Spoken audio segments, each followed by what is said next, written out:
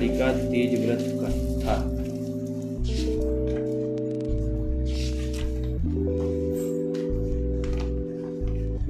महाप्रभु हमको प्राप्त हुए हैं। शिव जी बोले हैं, हे देवी सुनो, मैं तुमको एक व्रत से मेरा सर्वस्व और छिपाने योग्य है, लेकिन तुम्हारे प्रेम से वशीभूत होकर मैं तुम्हें बतलाता हूँ। जैसे नक्षत्रों से चंद्रमा, ग्रहों में सूर्य, वर्णों में ब्राह्मण, देवताओं में विष्णु भगवान, नदियों में गंगा, पुराणों में महाभारत, वेदों में सामवेद और इंद्रियों में मन श्रेष्ठ है।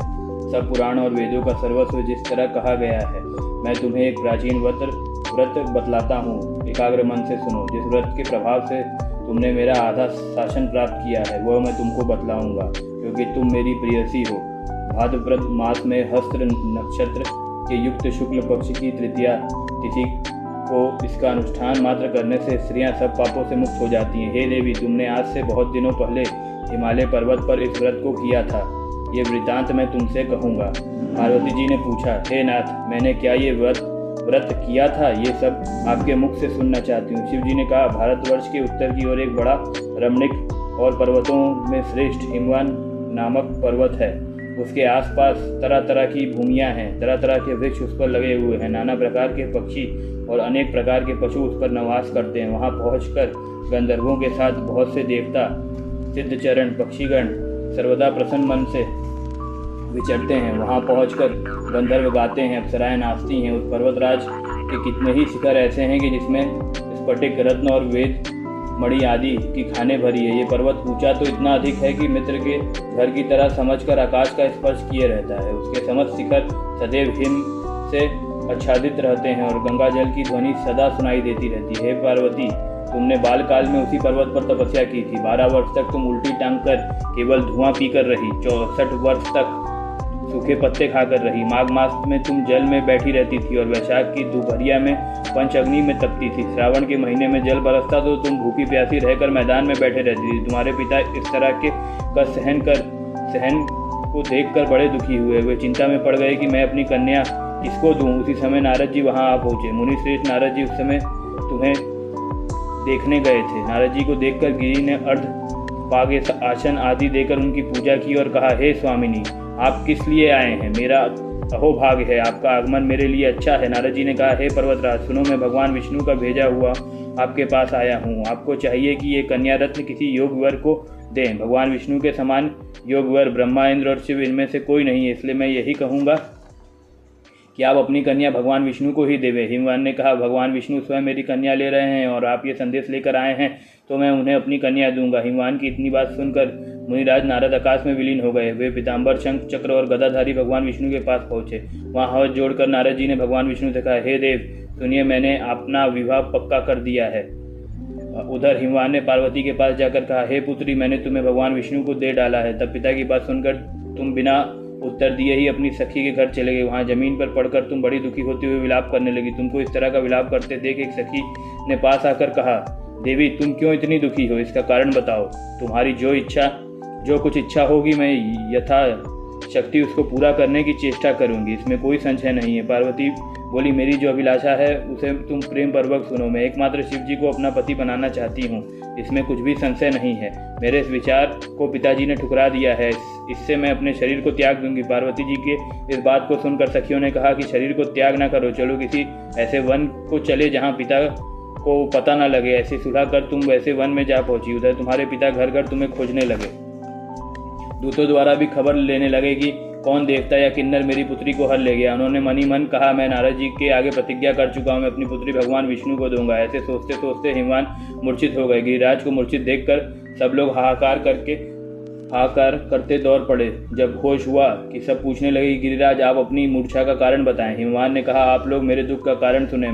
ना मालूम कौन मेरी कन्या को हर ले गया है। ऐसा नहीं हुआ है कि उसे किसी काले सांप ने काट लिया या सिंह खा गए हों। हाय हाय मेरी बेटी कहाँ गई? किसी दुष्ट ने मेरी पुत्री को मार डाला हो। ऐसा कहे वे वायु के झोंके से कांपते हुए वृक्ष के समान कांपने लगे।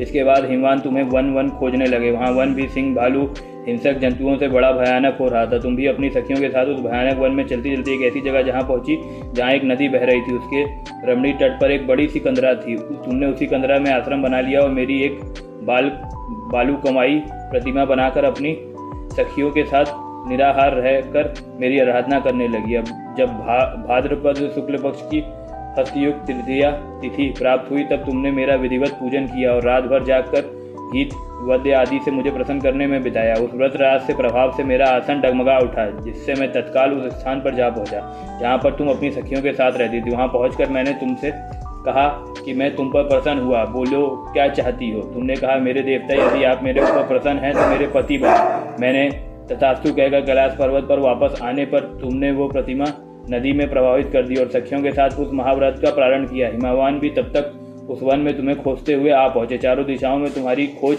करते करते हुए व्याकुल हो चुके थे, इसलिए तुम्हारे आश्रम के समीप पहुंचते ही गिर पड़े। थोड़ी देर बाद उन्होंने नदी के तट पर 2 कन्याएं देखी।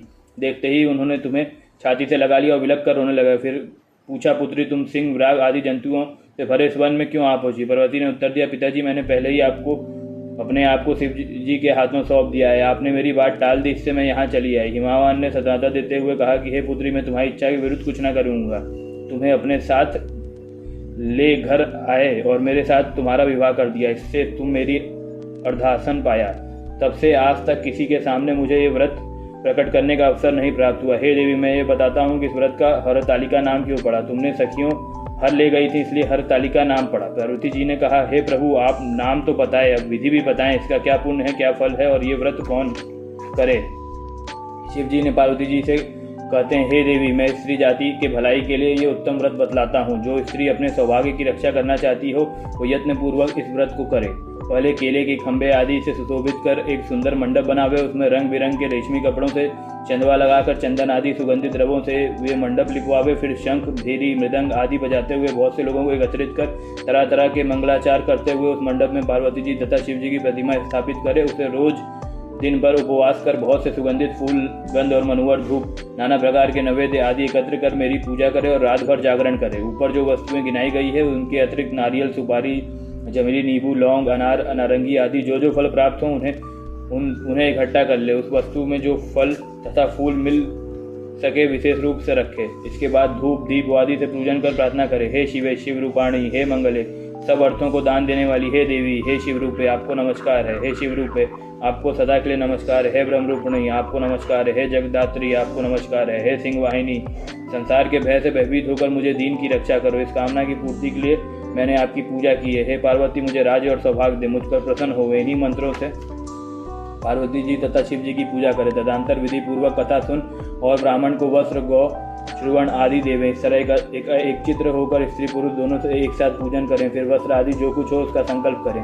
हे देवी, जो स्त्री इस प्रकार पूजन करती है वे सभी पापों से छूट जाती है। उसे 7 जन्म तक सुख तथा सौभाग्य की प्राप्त होती है। जो स्त्री तृतीया तिथि को व्रत न कर अन्न भक्षण करती है तो वे 7 जन्म तक बंधिया रहती है। उसको बार बार विधवा होना पड़ता है। वो सदा दरिद्रता, पुत्र शोक से शोकाकुल स्वभाव की लड़ाकी, सदा दुख भोगने वाली होती है और उपवास न करने वाली स्त्री अंत में घोर नरक में जाती है। तीज को अन्न खाने से सुकरी, फल खाने से बंदरिया, पानी पीने से जोक, दूध पीने से सापिन, मांसाहार करने से बागिन, दही खाने से बिल्ली, मिठाई खाने से चींटी और सब खाने से मक्खी होती है।